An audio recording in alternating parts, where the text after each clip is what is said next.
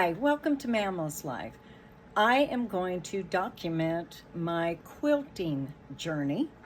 So as you all know, I did my very first quilt, which is going to be my giveaway quilt. And so I can't go back and remake it. I wished I would have thought to document it before, but I will show you a little bit about it right now. I could not, the top layer's finished, the back layer's finished, it's all sandwiched together. So you got the top layer, the batting, and then the backing. So it's all sandwiched together and ready to be quilted. I cannot do it with my sewing machine, so I'm gonna have to wait till payday to take it to a long armor who will quilt it, and then I will bind it, and I can't do that until payday. So hopefully it will be done. I'm quite sure it will be done before I go on my trip, and I'll be able to do a giveaway. And then in the meantime, I've been cutting out some other quilt blocks for two of them, different sizes, for my great granddaughter. So I'm going to show you a little bit about that. So I hope you enjoy. So here it is. It's sandwiched together, so I've got pins in it, as you can see. Now, to my amazement, picking a difficult quilt for my very first one, a lot of the things have joined up, and which is great. However, if you will see the very center, if you see, I lined these up pretty darn good, but the center I did not. Same with the center on that one. And unfortunately, I tried. I can't take it apart and redo it. I'll mess it all up. So it is going to be that way. However, when the long armor gets a hold of it, and it's all quilted, and the binding is on it, it's going to make a nice little blanket. So first, what I do is I cut out 5-inch squares. I have 9 of them, and I arrange the colors the way I want them to go. And then I will sew this one to that one, and this one to that one. Then I'll do the same with this row, and the same with this row. Then I will attach this row to that row, and this row to that row, making one huge block, which is a 9 block square.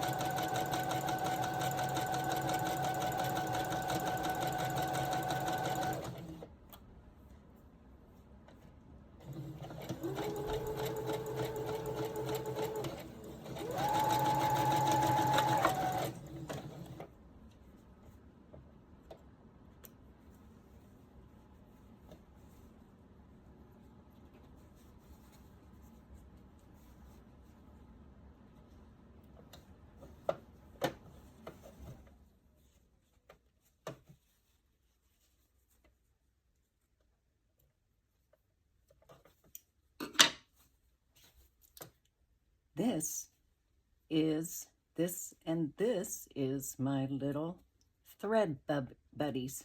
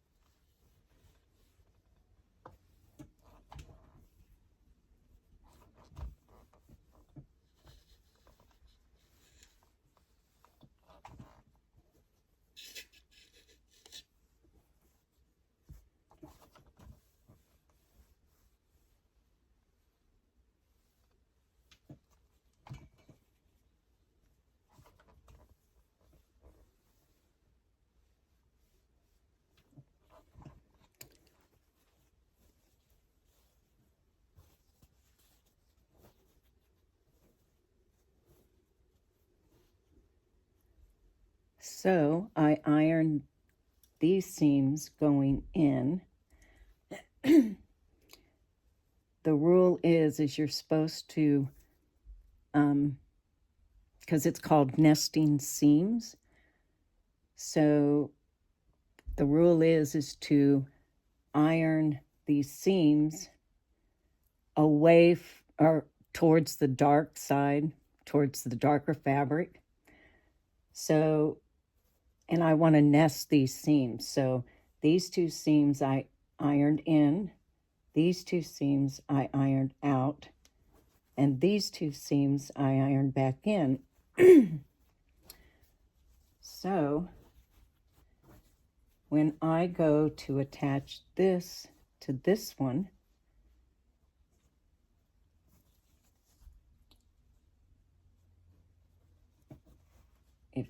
I don't know if you can see this, but I want this seam to align with that one. Same over here. And they nest perfectly. So what happens is you don't have all the bulk on one side or the other, so it evens out.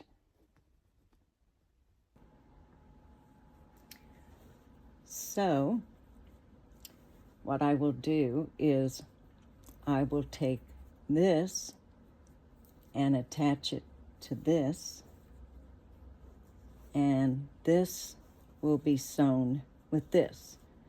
And then I will have one big square, which I'm going to cut again. Stay tuned.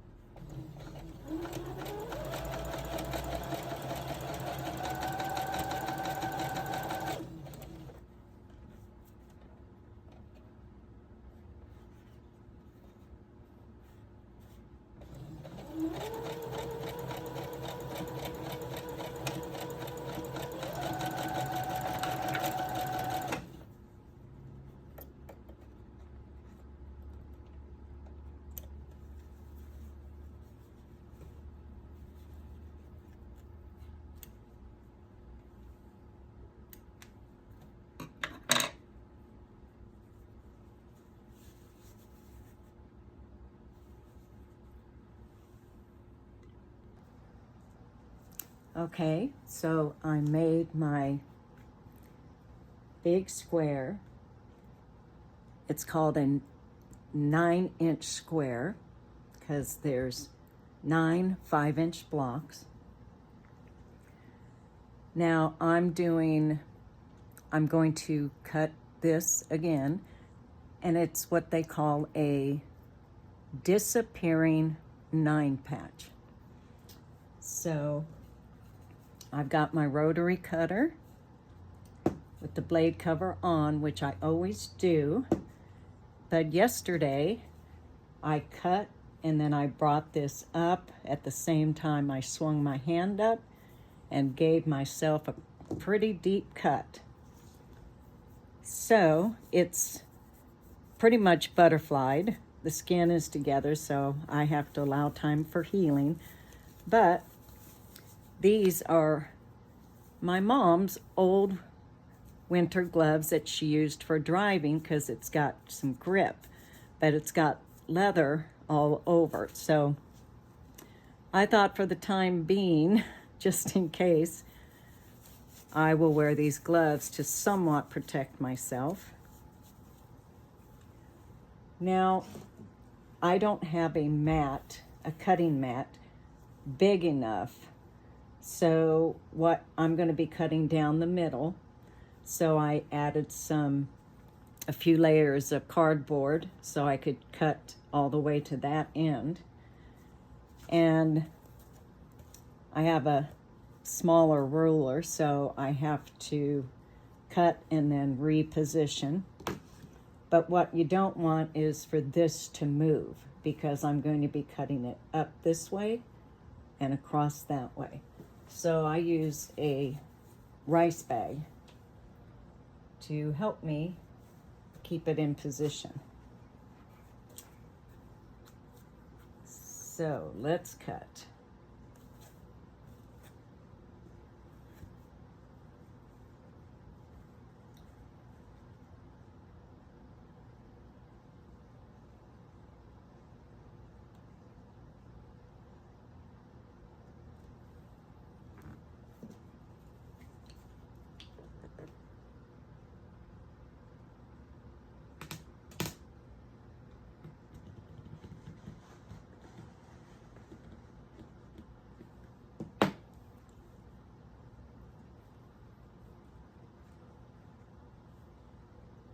Come on. These gloves are awkward, I have to say, when it comes to moving the fabric around.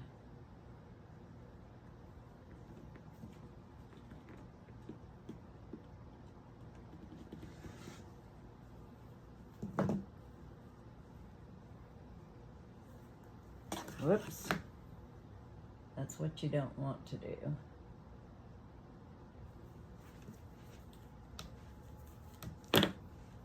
Now, we're going to go the other way.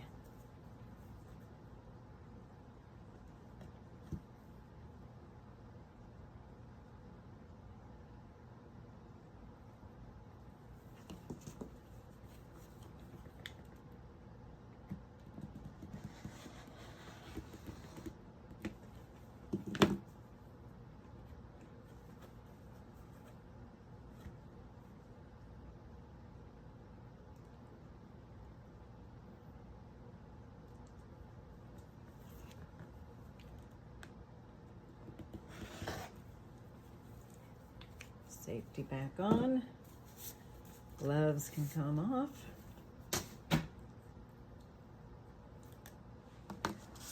Okay, then guess what happens? The magic. Whoops. Gotta grab a little scissors. Sometimes if I don't push hard enough, I can get if it's a large strip that I need to cut, I'd go back with the rotary, but these are just very little snippets. All right, so are you kidding me? I think I'm being a little nervous today. because that cut was pretty deep. Okay, looky here. So now we have 4 quilt blocks. Now what we can do is we can turn them around,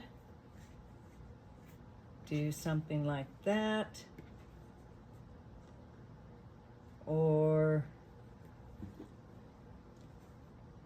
switch that, do that. You can do anything you want.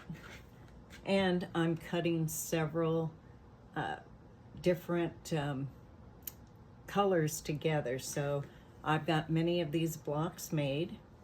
This is going to be a quilt for my very first great-granddaughter. Exciting, right? I thought that quilting was different. So I've just been so excited to find all the different things you can do.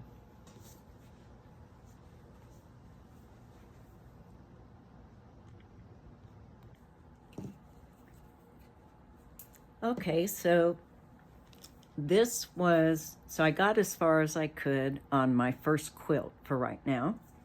So what I did next is I really love this pattern I saw on YouTube, and I happen to have a bunch of scraps left from the very first quilt that I did.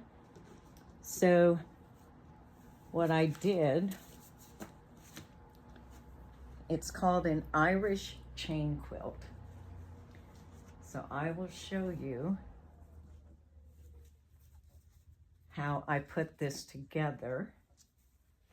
It's actually really cool. So what I needed to do was to be able to make different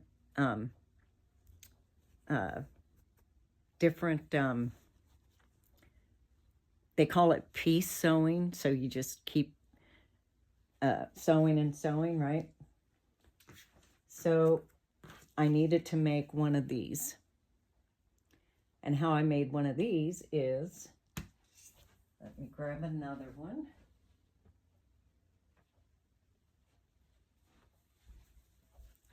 So I needed to put 2 stripes like that, 2 of the purple and 1 in the middle. So what I did was I sewed this to this and this to that. And then that gave me this. So I just went through and cut out, I think they're 2.5 inch sections. And then I needed to make another one like this, which is this one. So you sew all these together and then you cut these strips. And I did that with all the different scraps I had left over. So I did this one, which gave me this. And then I did this, which gave me this. And I kept doing it with